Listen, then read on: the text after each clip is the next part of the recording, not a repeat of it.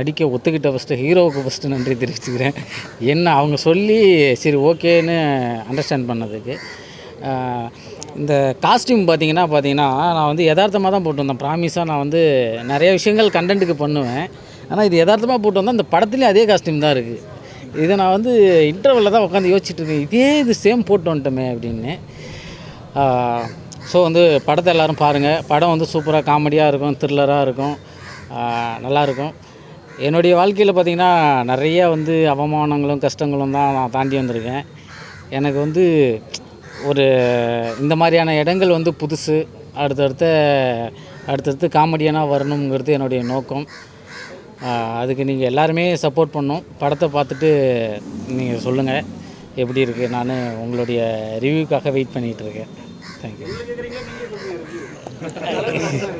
இல்லை, நான் நடிக்காத படத்துக்கு நிறையா ரிவ்யூ சொல்லியிருக்கேன். இது நான் நடித்த படங்கிறதுனால நீங்கள் தான் ரிவ்யூ சொல்லணும். அதே மாதிரி வந்து எல்லாருமே அடுத்தடுத்த கட்டம் கொண்டு போடுறதுக்கு எல்லாத்துக்குமே கொஞ்சம் வாய்ப்பு கொடுங்க.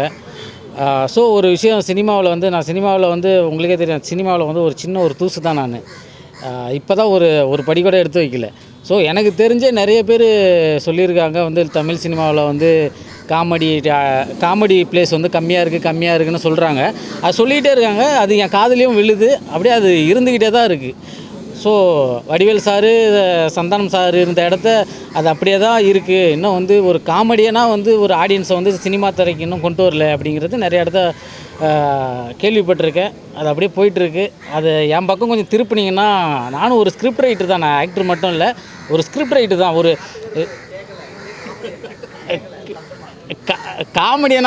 காமெடியனாக வரணுன்னு என்னுடைய விருப்பம். அதாவது இப்போ நான் ஆக்டர் மட்டும் இல்லை, ஸ்கிரிப்ட் ரைட்டர்னு உங்களுக்கு தெரியும். ஸோ வந்து எனக்கு ஒரு வாய்ப்பு எல்லாருமே கொடுத்தாங்கன்னா நான் அடுத்த கட்டத்துக்கு கொஞ்சம் கரெக்டாக அதை வந்து கேட்ச் பண்ணிப்பேன். ஒரு சான்ஸு நிறைய பேர் கேட்பாங்களே, ஒரே ஒரு வாய்ப்பு கொடுங்க அப்படிங்கிற மாதிரி. ரொம்ப நன்றி. ரூம்பாய் படம் எங்கள் இயக்குனருக்கு முதல் படம், தயாரிப்பாளருக்கு முதல் படம். நிகில் கொஞ்சம் ஹீரோ. நிகிலுக்கு வந்து இது முதல் படம். இப்போ பார்த்தீங்கன்னா நம்ம தமிழ் மொழி தோன்றி ஆராய்ச்சியாளர்கள் சொல்லியிருக்காங்க 3500 ஆண்டுகள் ஆயிடுச்சு அப்படின்னு சொல்லி. பட் நம்ம முன்னோர்கள் ஒரு மனுஷன் எப்படி வாழணும், ஒரு வாழ்வியல் முறையை வந்து சொல்லி கொடுத்துருக்காங்க. சினிமான்றது ஒரு என்டர்டெயின்மெண்ட் தான். ரூம்பாய் மூவி எனக்கு வந்து அது ஒரு பொழுதுபோக்காக பார்த்துட்டு வெளியே வர தோணலை. ஏன்னா கதாநாயகன் என்ன அவன் தப்பு செஞ்சான், ஏன் அவன் இந்த அளவு பாதிக்கப்படணும் இந்த படத்தில், நான் ரியல் லைஃப்பாக தான் இதை எடுத்துக்கிட்டேன். இப்போது சமீபத்தில் பார்த்தீங்கன்னா நான் ஒரு மாலுக்கு போயிருந்தேன் துணி எடுக்கிறதுக்காக. ஒரு பையன் ஓடி வந்து, சார் இங்கே வாங்க, இந்த டிசைன் நல்லாயிருக்கு பாருங்கள் அப்படின்னா. ஏன்னா இவ்வளோ அக்கறை எடுத்து சொல்கிறானே, ஏடா தம்பி நீ படிச்சுட்டு இருக்க அப்படின்னு சொல்லி கேட்டேன். பிஏ எக்கனாமிக்ஸ் பண்ணிகிட்டு இருக்கேன் அப்படின்ற மாதிரி சொன்னால். ஏன்னா படிச்சுட்டு இருக்கேன்ற, இங்கே வேலையும் இருக்கேன். ஆமாம், நான் பார்ட் டைம் ஜாப் பார்த்துட்டு போய் படிக்கிறேன். ஏன் அப்பான்னா, அப்பா ட்ரங்க் அடிக்ட், அவர் சரியாக காசு கொடுக்குறதுலன்றதுனால இந்த வேலையை நான் செஞ்சுட்ருக்கேன். இந்த மாதிரி நம்ம எத்தனையோ பார்க்குறோம், நியூஸ் பேப்பர்ஸ்லாம் கேட்குறோம். பட் ஒரு வாழ்வியல் முறையை சொல்லி கொடுத்தும் பொறுப்பற்ற அப்பாக்கள், பொறுப்பில்லாத அம்மாக்களும் இருக்கிறாங்க, இல்லைன்னுலாம் சொல்ல வரல. இதில் பாதிக்கப்படுறது யார்? குழந்தைங்க தான். இதுக்கு என்ன ஸ்டெப் எடுக்கணும்? ஏன் இந்த அலட்சிய தன்மை? இப்போது கல்யாணம் பண்ணிக்கிறாங்க அப்படின்னு சொல்லும்போது இப்போ எவ்வளோக்கோ நம்ம வந்து பரீட்சைகள் வைக்கிறோம். இப்போது எல்லாம் பார்த்திங்கன்னா ப்ரீகேஜி ஸ்கூலுக்கெல்லாம் பசங்களை அனுப்புகிறீங்க இல்லையா? கண்டிப்பாக அந்த அம்மாக்களுக்கும் தெரியும், அப்பாக்களுக்கும் தெரியும். என்ன பண்ணுவாங்கன்னா ஒரு எக்ஸ்ட்ரா ஒரு செட்டு வச்சு அனுப்புவாங்க. ஏன் அந்த எக்ஸ்ட்ரா செட்டு வச்சு அனுப்புகிறாங்க அப்படின்னு சொன்னோன்னா, ஏன்னா அவங்களுக்கு இயற்கை உபதைகள் வரது தெரியாது. அந்த மாதிரி பசங்களுக்கே வந்து எக்ஸாம்ஸ் இருக்கும், ரேங்க் ஷீட் கொடுப்பாங்க, எல்லாம் இருக்கும். அப்படி இருக்கும்போது இப்போ பார்த்தீங்கன்னா நம்ம படிக்கிறோம், ஓகே 12th வரையும் படிக்கிறோம், நீட் எழுதுகிறோம், எல்லாமே ஓகே. அதுக்கப்புறம் ஒரு குரூப் எக்ஸாம் எழுதினாலும் மார்க் பேஸ் பண்ணி தான் எல்லாம் வரும். இந்த பிரபஞ்சம் ஒரு உயிரினத்தை படைச்சிருக்கிறது எதுக்கு? இனவிருத்திக்காக தான். குடும்பம் என்றது எவ்வளோ பெரிய விஷயம். அப்படி இருக்கும்போது ஏன் அதுக்கு ஒரு பரீட்சை இல்லை? என்னடா ஒரு கல்யாணம் பண்ணும்போது ஒரு கணவனுடைய பொறுப்பு என்ன, ஒரு மனைவியோட பொறுப்பு என்ன, ஒரு அப்பாவுடைய பொறுப்பு என்ன, ஒரு அம்மாவுடைய பொறுப்பு என்ன, கடைசி காலத்தில் பிள்ளைகள் அப்பா அம்மாவை எப்படி பார்த்துக்கணும், ஏன் இது நம்ம முன்னோர்கள் சொல்லி கொடுக்கலையா? உலகத்திலே முதன்மையான மொழி தமிழ் மொழி தான். 3500 ஆண்டுகள் ஆயிடுச்சு. சொல்லி கொடுக்கலையா? ஏன் இதை ஃபாலோ பண்ணுறதுல அலட்சியத்தன்மை? அப்போ இது என்ன பண்ணணும்? கல்யாணம் பண்ணும்போது நம்ம என்ன பரிச்சு வச்சு பண்ண முடியுமா? இல்லை, கல்யாணம் பதிவு பண்ணும்போது இந்த விஷயத்தெல்லாம் இதெல்லாம் உன் கடமை, இதெல்லாம் கடமை, நீ செய்யாத போது இதெல்லாம் உனக்கு தண்டனை வரும் அப்படின்னு சொல்லி அந்த பதிவு பண்ணும்போதே அதுக்கு ஒரு இது வாங்கிடணும், கையெழுத்தும் வாங்கிடணும். அப்போ தான் அந்த பயம் வரும். இந்த ரூம் பாய் கண்டிப்பாக இந்த மாதிரி ஏதாவது ஒரு ஃப்யூச்சரில் நடந்துச்சுன்னா, ஏன்னா 3500 ஆண்டுகள் கடந்து வந்தது பெரிய விஷயம் இல்லை. இப்போல்லாம் பார்த்தீங்கன்னா இந்த கர்மாந்திர லிவிங் டுகெதரெல்லாம் வந்துடுச்சு. இதெல்லாம் எந்த கலாச்சாரம்னே சொல்லி தெரியல. இந்த மாற்றம் வந்தால் கண்டிப்பாக இது ரூம் பாய் கிடச்சி மிகப்பெரிய வெற்றியாக இருக்கும்னு நான் நினைக்கிறேன். உண்மையாகவே இந்த லாட்ஜிங் ஸ்கேம் டைரக்டரோட அந்த நான் லீனியர் அந்த பேட்டர்ன் எனக்கு ரொம்ப பிடிச்சிருந்தது. ஸ்க்ரீன் ப்ளே ரொம்ப பிடிச்சிருந்தது. மியூசிக் டைரக்டரோட மியூசிக்காக இருக்கட்டும், நிறைய நெகட்டிவ் ஷாட்ஸ் பண்ணியிருந்தாங்க. குறிப்பாக பிரபாகரன் சொல்லலாம், அவருடைய எஃபெக்ட் ரொம்ப பெரிய எஃபெக்ட்டு. அப்புறம் அருண் ராஜா, அப்புறம் நம்ம சிட்டி சாரு, கேமரா ஒர்க்கு எல்லாம் ரொம்ப நல்லா இருக்குது. இது ஃப்ரெஷ் ப்ரொடியூசர். கண்டிப்பாக இந்த படம் வெற்றி பெற்றால் அவர் அடுத்த படம் பண்ணுவார். இந்த படத்தில் இருக்கிற எல்லாருக்கும் லைஃப் கிடைக்கும். இதை மீடியாக்கள் நான் இதுக்கு முன்னாடி சொன்ன விஷயத்தையும் இந்த விஷயத்தையும் கொண்டு போய் சேர்க்கணும்னு சொல்லி கேட்டுக்கிறேன். நன்றி. டைரக்டர் ஜெகன் பிரதர் தான் என்னை வசந்த் நீங்கள் வேறு மாதிரி இருக்கீங்களே, நீங்கள் இந்த படத்தை ஒன்று பண்ணுறீங்க அப்படின்னாரு. ஓகே, நான் முதல்ல நடிக்க தான். ஸோ அதுக்கப்புறம் தான் மற்ற டிபார்ட்மெண்ட்டில் நம்ம ஒர்க் பண்ண ஆரம்பிச்சது. ஸோ சொன்ன உடனே நம்மளை தேடி ஒரு வாய்ப்பு வருது, அதை நம்ம இமீடியட்டாக அக்செப்ட் பண்ணி பண்ணணும் அப்படின்னு தான் பண்ணேன். படம் எப்படி வரும், என்ன கேரக்டர் எதுவுமே தெரியாது. அதுக்கப்புறம் ஒர்க் பண்ண ஆரம்பித்தோம். ரொம்பவே நல்லா போச்சு எல்லாமே. ஸோ அந்த ஸ்பாட்டில் ஒர்க் பண்ணும்போது ரொம்ப ஒரு ஃபேமிலியாக ஒர்க் பண்ணோம். ஆனால் எண்ட் ஆஃப் த டேயில் அந்த அவுட்புட் எந்த மாதிரி வரும், அது எப்படி இருக்கும்னு எனக்கு தெரியாமல் இருந்தது. பட் ப்ரிவ்யூ பார்க்கும்போது ஒரு பயங்கரமான ஒரு ஹாப்பி, ஒரு நல்ல கண்டென்ட்டாக மக்களுக்கும் இது போய் சேர்ந்துருக்கு. இதை கொண்டு போய் சேர்க்கக்கூடிய உங்களுக்கும் ஒரு பெரிய தேங்க்ஸ். ஸோ கண்டிப்பாக எல்லாருமே இந்த படத்தை வெளியே கொண்டு வரீங்கன்னு நான் நம்புகிறேன். இதை பார்த்து கொண்டு இருக்கிற மக்களுக்கும் வேண்டி கேட்டுக்கிறேன், இது ஒரு நல்ல கண்டென்ட்டு. கண்டிப்பாக தேட்டருக்கு வந்தீங்க அப்படின்னா உங்களுக்கு அந்த 3 மணி நேரம் ஒரு பக்காவான என்டர்டைன்மெண்ட்டு, ஒரு மெசேஜாகவும் இருக்கும். ஸோ எல்லாருமே தேட்டருக்கு வாங்க. 17ஆம் தேதி படம் ரிலீஸ் ஆகுது. இதை பார்த்துக்கூடிய மக்களுக்கு மிக்க நன்றி. சப்போர்ட் பண்ண மீடியாவுக்கும் ரொம்ப நன்றி. இந்த ரூம் பாய் திரைப்படத்தை மக்கள் எல்லாருமே இந்த படத்தை கண்டிப்பாக எல்லோரும் போய் தேட்டரில் போய் பார்க்கணுன்னு நான் கேட்டுக்கிறேன். நீங்கள் சொல்கிற அந்த வார்த்தையால் தான் நாங்களும் சரி, இந்த படமும் சரி அடுத்த கட்டத்துக்கு போகும்னு நான் நம்புகிறேன். கண்டிப்பாக உங்கள் சப்போர்ட்டும் வேணும். நீங்கள் கொண்டு போய் சேர்ப்பீங்கன்னு நான் நினைக்கிறேன். நாங்கள் எல்லோரும் உழைச்சிருக்கோம். டைரக்டரும் உழைச்சிருக்காரு. டைரக்டர் இது ஒரு டெபியூ மூவி. நாங்கள் எல்லாம் சேர்ந்து உழைச்சிருக்கோம். கண்டிப்பாக நீங்கள் கொண்டு போய் தேட்டரில் சேர்க்கணும்னு நான் கேட்டேன். என் பேர் சிட்டி ராஜா. இந்த படத்தில் குணான்னு ஒரு கேரக்டர் பண்ணியிருக்கேன், வில்லனாக பண்ணியிருக்கேன். ஸோ இந்த ஒரு அருமையான வாய்ப்பை எனக்கு வழங்கிய டைரக்டர் சார் ஜெகன் ராயன் சாருக்கும் மற்றும் தயாரிப்பாளர் அவர்களுக்கும், அதே மாதிரி எங்களெல்லாம் ரொம்ப அழகாக காமிச்ச பாரதி ராஜா கேமராமேன் அவர்களுக்கும் ரொம்ப நன்றி. இந்த படம் ஜெயிக்குதுன்னா அது உங்களால் தான் சார். நீங்கள் எல்லாம் படத்தை கொண்டு போய் தயவுசெய்து சேர்த்துருங்க. பிகாஸ் நீங்கள் தான் எங்களுக்கு எல்லாமே பக்கபலமாக இருந்து ஒரு நல்ல படம், ஒரு ஜெயிக்கிற படம் இது. நான் டெஃபினட்டாக சொல்கிறேன், இது ஜெயிக்கிற படம். ஒரு நல்ல கதை, நான் லீனியரில் சூப்பராக சொல்லியிருக்காரு. ஸோ நீங்கள் வாழ்த்துங்க, நாங்கள் வளர்கிறோம், உங்களால் நாங்கள் வளரணும். தயவுசெய்து இந்த படத்தை கொண்டு போய் மக்கள்கிட்ட சேர்க்க வேண்டியது உங்கள் பொறுப்பு. மக்களுக்கு தயவுசெய்து ஒரே ஒரு விண்ணப்பம், தயவுசெய்து தியேட்டரில் படம் பாருங்கள். நல்ல படங்களை நீங்கள் என்றைக்கும் அரவணைச்சு தான் இருக்கீங்க. தயவுசெய்து நான் உங்களை வேண்டி விரும்பி கேட்டுக்கிறேன், இந்த படம் கண்டிப்பாக சக்ஸஸ் படம்.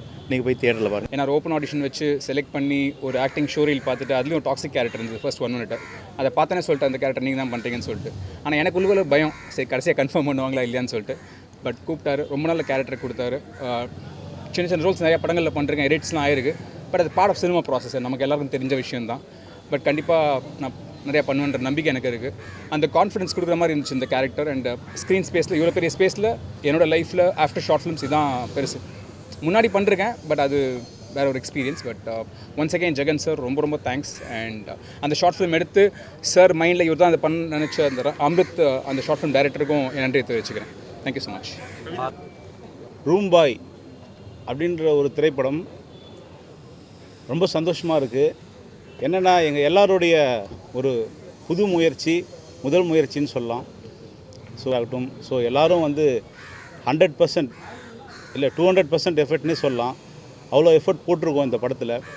ஸோ கண்டிப்பாக இது வந்து மக்களுக்கு வந்து ஒரு என்டர்டெயின்மெண்ட்டாக இருக்குன்ட்டு நாங்கள் எல்லாம் நம்புகிறோம்.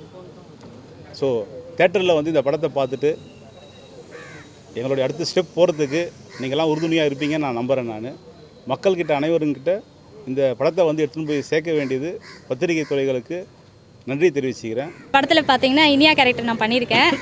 இதில் என்ன கருத்து சார் சொல்லியிருக்காங்க அப்படின்னு சொல்லி பார்த்தீங்கன்னா, ஒரு வீட்டில் ஒரு பொண்ணு சரியில்லைன்னா, பொண்ணு மட்டும் இல்லை ஒரு ஆணும் சரியில்லைன்னா என்ன நடக்குது, அந்த குடும்பமே எப்படி சீரழிஞ்சு போகுது அப்படின்றது தான் இதில் வந்து கருத்து.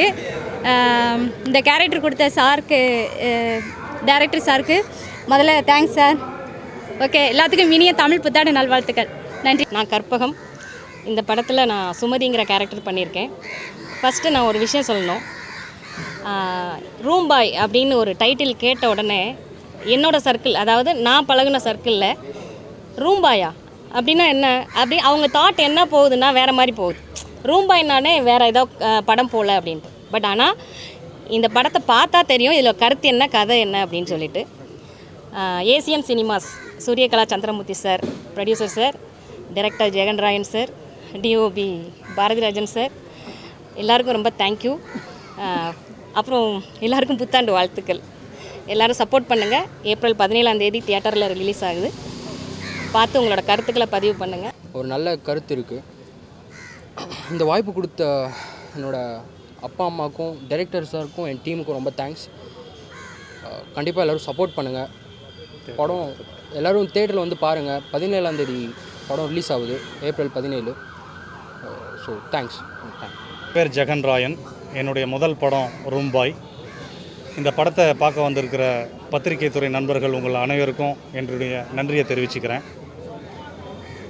இந்த படம் நிச்சயமாக மக்களுக்கு ஒரு செய்தியை சொல்லணும்னு நான் நம்புகிறேன். இன்றைக்கி நடந்துக்கிட்டு இருக்கிற ஒரு கதையை தான் நான் வந்து திரைப்படமாக ஒரு திரைக்கதை எழுதி நான் எடுத்திருக்கேன். நிச்சயமாக அந்த திரைப்படம் மூலமாக மக்களாகிய எல்லாரும் ஒரு அலர்ட்டாக இருப்பாங்கன்னு நான் நம்புகிறேன். ஆமாம், இப்போ தான் எக்ஸாம் எழுதியிருக்காரு. Okay sir. நம்ம இந்த கூத்துப்பாட்டிலேருந்து திருநாவுக்கரசன் ஒரு ஆர்டிஸ்ட் அவர் கூப்பிட்டு ட்ரைனிங் கொடுத்தோம். ஒரு 10 to 15 days ட்ரைனிங் கொடுத்த பின்னாடி பேசிக்காக அவரை கொஞ்சம் ரெடி பண்ணி தான் இந்த ப்ராஜெக்ட் உள்ளே கொண்டு வந்தோம். அப்புறம் இன்னொன்று கேட்டிங்க, இது வந்து நான் இந்த ஆக்சுவலாக நிக்கிலினுடைய அப்பா தான் producer, ACM cinemas Chandramurthy sir. அவருக்கு நான் என்னுடைய தேங்க்ஸை சொல்லிக்கிறேன். அவர் ஒரு படம் பண்ண எனக்கு வாய்ப்பு கொடுத்த பின்னாடி இவரை முதல் முறை நான் சந்தித்த பின்னாடி தான் நான் ஒரு ஸ்கிரிப்டே நான் பண்ணுறேன். ஸோ எல்லாமே ப்ரிப்பேர் பண்ணிவிட்டு நான் பண்ணலை. ஃபஸ்ட்டு டைம் அவரை சந்தித்ததுக்கு அப்புறம் தான் நான் இதை பண்ணேன். ஆமாம் ஆமாம் சார். ஓகே. ஆமாம், ஃபுல்லாக ஹீரோ கூட ஃபுல்லாக ட்ராவல் பண்ணுவேன்.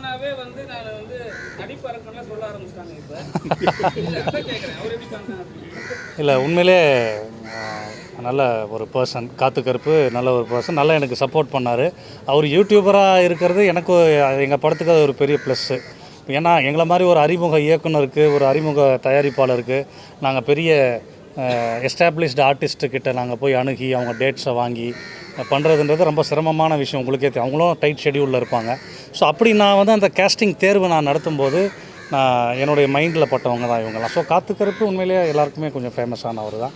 அதனால் இந்த படத்தில் ஒரு ஹீரோ கூட ஒரு பேக்கப்பாக த்ரூ அவுட் த ஃபில்ம் இருந்தால் பெட்டராக இருக்கும், ஒரு காமெடியானான்னு சொல்லி நான் ஃபிக்ஸ் பண்ணேன்.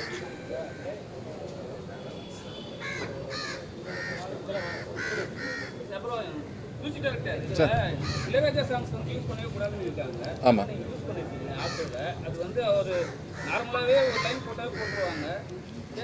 இல்லை, அதனால தான் அவர் சொல்லிட்டாங்க, இப்போ சீன்லேயே சொல்லிட்டாரு, ராஜா சார் கோச்சிக்கு போகிறாருன்னு ஹீரோ சொல்லி. இல்லை சார், ஆக்சுவலாக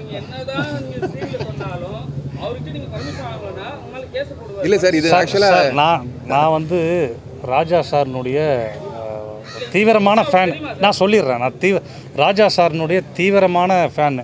ஒரு நாளைக்கு 1 மணி நேரம் கிட்டத்தட்ட அவரோட பாட்டு கேட்காம நான் வெளியே போகிறது கிடையாது. ஸோ அதனால் அவர் எங்களை மன்னித்து விட்டுருவாருன்னு ஒரு நம்பிக்கை இருக்குது. சார் இது as a music sir sir sir ஒரு மியூசிக் டைரக்டர் நான் சொல்கிறது இது வந்து படத்துக்கு இது வந்து ஆக்சுவலியாக சாங்லேயோ இல்லை வந்து ரீ ரெக்கார்டிங்லேயோ யூஸ் பண்ணல சார். இது படத்துக்கு சவுண்ட் எஃபெக்ட்ஸ் தான். இது சவுண்ட் எஃபெக்ட்ஸ்லாம் யூஸ் பண்ணியிருக்கோம். அதனால் அது ஒரு ப்ராப்ளமாக இருக்காது சார். எப்படி எடுத்தாலும் ராஜா சார் எங்களை மன்னிச்சிருவார் நம்பிக்கை இருக்குது. ஆமாம், தமிழ் சினிமாவே கலைத்தொடர்பில் போயிட்டு இருக்கு. கள்ளத்தொடர்பு ஆனால் இந்த படத்தை பார்த்தீங்கன்னா ஃபுல்லாகவே கலைத்தொடர்பு தான். அதனால தான் நிறைய பேர் இறக்குறாங்க, சாவடிக்கிறீங்க. இது எந்த விதத்தில் சரி போடும்? ஏன்னா வந்து இப்போ நீங்கள் பார்த்தீங்கன்னா யூடியூப் எடுத்து பார்த்தீங்கன்னா சரி, இன்ஸ்டா எடுத்து பார்த்தீங்கன்னா சரி, எல்லா இடத்துலையுமே வந்து கலைத்தொடர்பு யூடியூப்லேயே போடுறாங்க, இன்ஸ்டாலையும் போடுறாங்க. அதுக்காகவே மென்ஷன் பண்ணிருக்கீங்களா அந்த படத்தை? இல்லை அந்த மாதிரி நோக்கம்லாம் இல்லை சார். இது வந்து ஒரு கதையாக நான் பார்க்குறேன் சார். ஒரு நம்ம என்றைக்கு நம்ம அந்த பேப்பரை திறந்தாலே வந்து அந்த ஒரு பர்டிகுலர் கண்டென்ட்னால நிறைய உயிரிழப்புகள், அதனால் பாதிக்கப்படுற குடும்பங்கள், இதெல்லாம் பார்க்கும்போது என்னை அறியாமே ஒரு ஃபீல் வரும். ஸோ இதுக்கு வந்து நம்ம ஒரு ஒரு ஒரு ஒரு திரைக்கதை அமைச்சு ஒரு என்கேஜாக ஒரு கண்டென்ட்டை சொல்லணும்னு நான் பண்ணியிருக்கேன். ஐயா சொல்லுங்கள். ஐயோ சார், இல்லை சார், ஜனநாயகம் கிடையாது. ஜனநாயகம் சார். இல்லை, ஆமாம் ஆமாம், சார் சொல்கிறது கரெக்டு தான். இல்லை ஆக்சுவலாக ஒரு குடும்பமாக போய் ஒரு தேட்டரில் படம் பார்க்குறாங்க 2 குடும்பமும். அந்த டைமில் நாங்கள் வந்து ஜான்வரிக்கு அப்புறம் ரிலீஸ் பண்ணுற மாதிரி ஒரு பிளானில் இருந்தோம். ஸோ அது ப்ரீவியஸாக பண்ணும்போது இல்லை அந்த ட்ரெய்லர்லேருந்து ஒரு ஷார்ட் எடுத்து போட்டோம் சார், வேறு ஒன்றும் இல்லை. ஆமாம் ஆமாம் ஆமாம் சார், ஆமாம் ஆமாம் சார், ட்ரெய்லர்லேருந்து ஒரு ஷார்ட் போட்டிருக்கோம் சார். ஒரு ட்ரெய்லர்லேருந்து ஒரு ஷார்ட் போட்டிருக்கோம் சார். அது அவ்வளோதான். இல்லை இல்லை கரெக்டாக எடுத்து கொடுத்துட்டீங்க சார். அது இல்லை நிச்சயமாக விஜய் அவரை கண்டிப்பாக எனக்கு பிடிக்கும். ரூம்பாய் திரைப்படத்தினுடைய சார்பாக நான் வந்து கண்டனத்தை தெரிவிச்சுக்கிறேன். ஜனநாயகன் திரைப்படம் வந்து உண்மையிலே எல்லாருக்குமே வந்து ஒரு பெரிய எதிர்பார்ப்பாக இருந்துச்சு. அந்த எதிர்பார்ப்பு வந்து சுக்கு நூறாக போயிடுச்சு இன்றைக்கி. இதை பண்ணவங்க கண்டிப்பாக வந்து அவங்கள வந்து கடவுள் நிச்சயமாக வந்து தண்டிப்பாங்க. லீகலாகவும் அவங்களுக்கு வந்து கடுமையான தண்டனையை கொடுக்கணும்னு நான் வந்து பத்திரிகை நண்பர்கள் உங்கள்கிட்ட நான் தெரிவிச்சுக்கிறேன்.